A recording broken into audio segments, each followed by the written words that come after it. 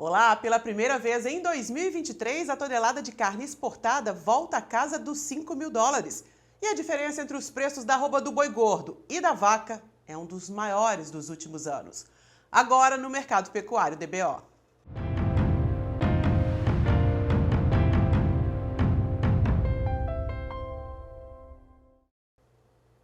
O ritmo de queda no preço da arroba desacelerou um pouquinho por conta das vendas para o Dia das Mães. Promoções no atacado, de olho na data comemorativa, ajudam a escoar a produção. Mas nada de alta no preço da arroba, nem reação. Apenas uma queda em ritmo um pouco mais lento. Em São Paulo, o boi gordo negociado a R$ 260 e a arroba da vaca a R$ 238. No mercado externo, as notícias são melhores. Pela primeira vez em 2023, a tonelada de carne exportada ultrapassa os US$ 5.000. Dados da Secretaria de Comércio Exterior mostram que foram exportadas 42.800 toneladas de carne bovina na primeira semana de maio. E o faturamento foi de 216,7 milhões de dólares. O volume diário embarcado foi 54% maior que o registrado em maio do ano passado e mostram que as exportações para a China voltam a ganhar ritmo e normalizar.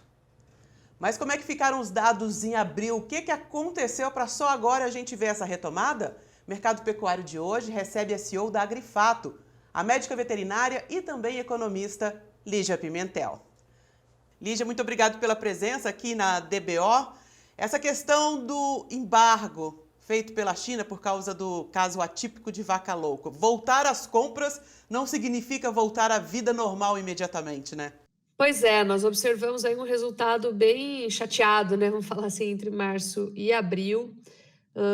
Os chineses não voltaram comprando tudo que eles precisavam, aquela expectativa de que eles estariam com os estoques mais baixos, ela não se confirmou, ela foi afirmada por bastante gente, então criou uma esperança no mercado muito grande, mas o fato é que é difícil, né? Imagina que a gente vai saber como estão os estoques do governo chinês, né? É até uma questão de segurança, de Estado deles, porque eles têm esse hábito de fazer estoques, inclusive de carne, que é uma coisa que a gente não tem, uma prática que a gente não tem aqui. Eu acho interessante lembrar também que, sazonalmente, o primeiro semestre ele é mais fraco mesmo, tá? De exportação. Ano passado é que ele veio muito forte, porque nós ficamos praticamente 100 dias sem exportar, e quando se retomou as exportações, de fato, a gente entendeu, né? A gente não sabia, mas nós entendemos que esses estoques chineses estavam baixos, e eles entraram, de fato, comprando mais, até porque o preço tinha caído e tornado a proteína mais barata, etc.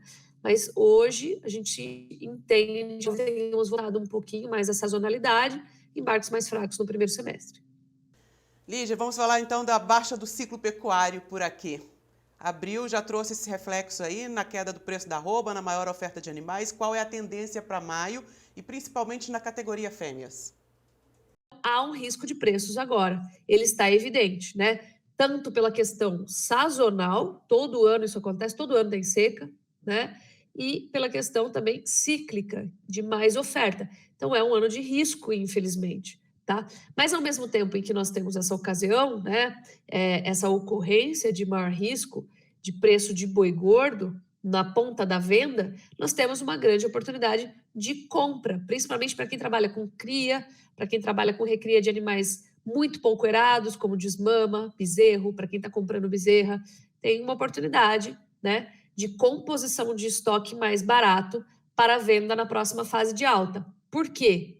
Porque essa aversão à fêmea, esse desinteresse, essa necessidade de liquidá-la está fazendo com que, de fato, os pecuaristas mandem as fêmeas para o abate. Então, nós estamos observando os números de abate de fêmeas crescerem muito, mas assim, muito mesmo, tá? A diferença entre os preços do macho e da fêmea está recorde, fêmea não está valendo nada, então nós temos algumas evidências muito fortes do momento de liquidação das fêmeas e que vai cobrar o seu preço lá na frente, certamente, e uma menor capacidade produtiva de bezerros e, consequentemente, volta dos preços à fase de alta.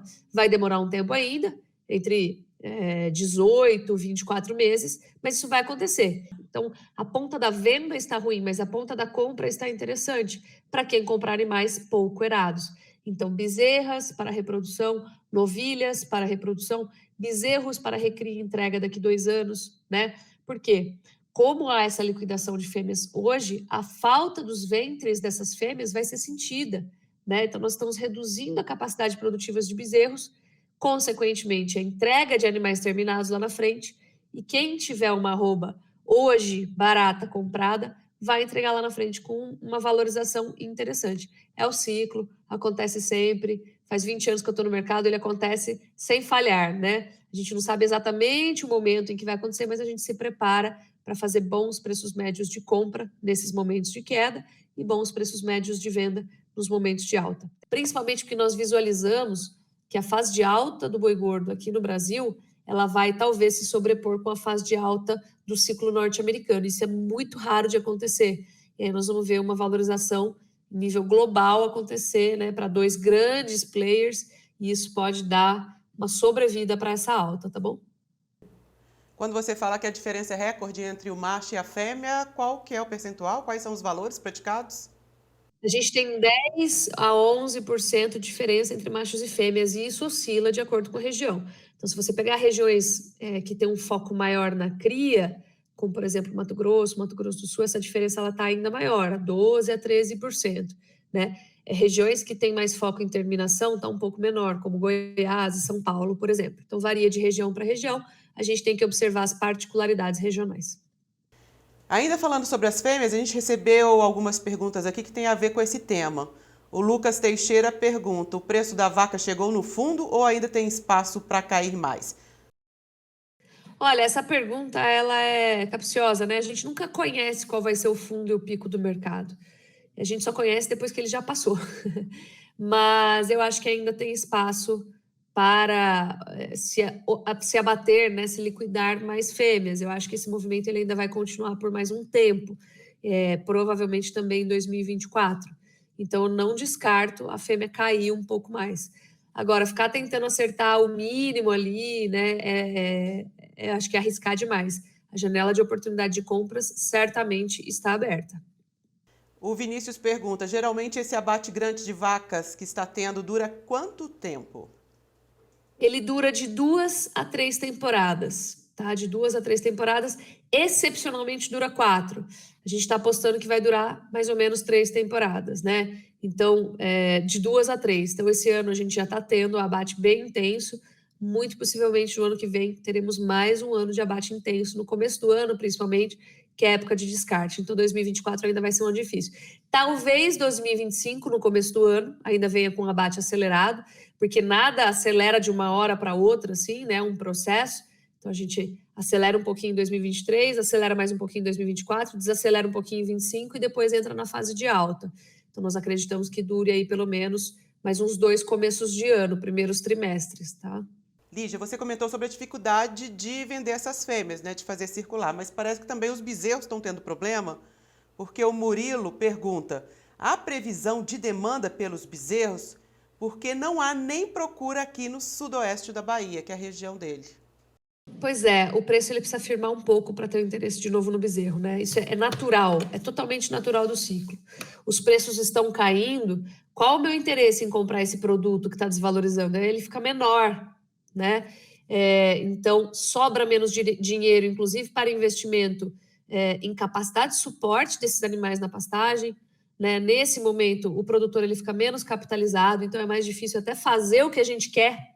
Muitas vezes eu até enxergo essa oportunidade, mas não consigo concretizá-la, então vai demorar mais um tempo. Eu acredito que talvez o bezerro já tenha alcançado o fundo do poço, eu tenho visto aqui alguns sinais disso, não é garantido ainda, precisamos acompanhar os próximos meses, mas 2024 talvez ele fique estabilizado e 2025, na minha visão, ele volta a subir. Então, acho que ainda vai demorar pelo menos aí uns 18 meses, tá bom? Para a gente voltar a ver esse interesse no bezerro crescer. Mas vai voltar. Então, é importante a gente entender que pecuária é atividade de longo prazo, é atividade plurianual, tá? Então, nós temos que pensar no ritmo da pecuária. Daqui 2, 3 anos, o que vai estar acontecendo com esses preços. Isso é muito importante. Provavelmente o Murilo é um criador, né? Ele está tentando vender os bezerros dele e fica a dica justamente para as pessoas se atentarem a esse produto no mercado. Exatamente. Nós temos um momento agora que é bom de repor fêmeas de maior qualidade, né? Por exemplo, reformar a pastagem para ter uma capacidade de suporte maior para pôr mais animais, né? Que estão baratos hoje, visando, observando o que vai acontecer daqui 2 anos. Esse é o prazo, mais ou menos, que a gente coloca. Óbvio que isso, para acertar ali, né, na ponta no centro do alvo, a gente precisa saber qual que vai ser o ritmo do abate de fêmeas daqui para frente. E isso a gente não sabe. A gente tem suposições que precisam se confirmar ou não. Mas nós já estamos observando um desinteresse pela fêmea muito grande, que está se refletindo em abate acelerado. Os sinais estão todos aí de que nós estamos desconstruindo a capacidade produtiva brasileira hoje, para lá na frente faltar oferta de novo, como faltou em 2020, 2021, faltou em 2015, 2016, tá certo? Como faltou em 2008, né? Que foram períodos aí em que a gente viu na fase de alta. Então, quem tiver a oportunidade hoje, por exemplo, eu sou criador, estou vendendo bezerro, tá difícil. Olha, eu entendo esse momento, ele sempre vem, ele sempre passa de tempos em tempos, mas agora talvez seja a hora de, se você conseguir, né, se for possível para o seu sistema, você aumentar aí as suas fêmeas, né? Ou, não, Lígia, eu preciso fazer caixa, eu preciso me manter. Ora, então venda os bezerros, segure as bezerras, né, para você não diminuir sua capacidade produtiva e poder entregar essas arrobas mais caras lá na frente. Então, tem algumas estratégias que a gente discute para adaptar para cada caso, né? Tem quem trabalha mais como invernista, quem trabalha com ciclo completo. Então, tem estratégias específicas para cada tipo de atividade. Lígia, te agradeço imensamente a participação. Obrigada. Obrigada, um grande abraço.